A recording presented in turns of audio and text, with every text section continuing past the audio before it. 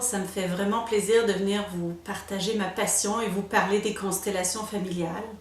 Alors pour commencer, je dirais pourquoi le mot constellation? Évidemment, on pense toujours à des étoiles, mais de la même façon qu'on ne peut pas imaginer qu'il y a une des 7 étoiles de la Grande Ourse qui décide de s'en aller dans la constellation d'Orion ou d'Andromède, et bien de la même façon, quand on parle de constellation familiale, on parle d'un clan, on parle de vos ancêtres, on parle de personnes qui sont reliées éternellement.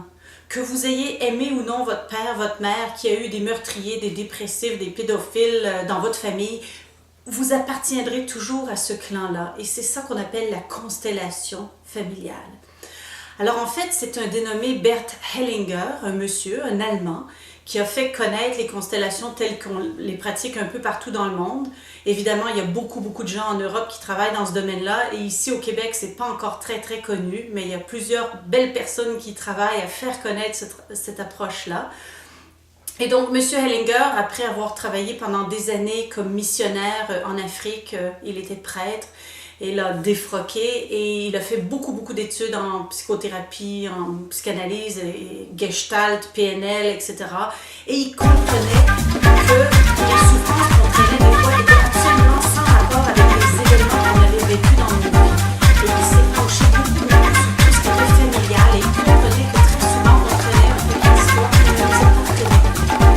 Et la constellation familiale est une façon de mettre en scène, non seulement de participants qui sont présents, donc de mettre en scène une partie de votre arbre généalogique pour le travailler à chaud, travailler l'inconscient familial, lui permettre de se révéler comme une photo qui, une fois qu'elle est mise dans le papier, une fois qu'il est mis dans le verre révélateur, tout à coup révèle ses tons de gris, de noir et de blanc.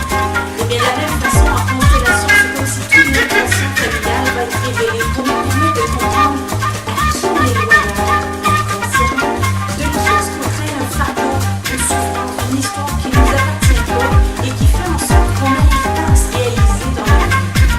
Alors, ne pas se réaliser dans notre vie, ça peut être autant au niveau personnel, je sais pas, une dépression, une état suicidaire, une maladie, comme l'anorexie par exemple, ça peut être au niveau du couple.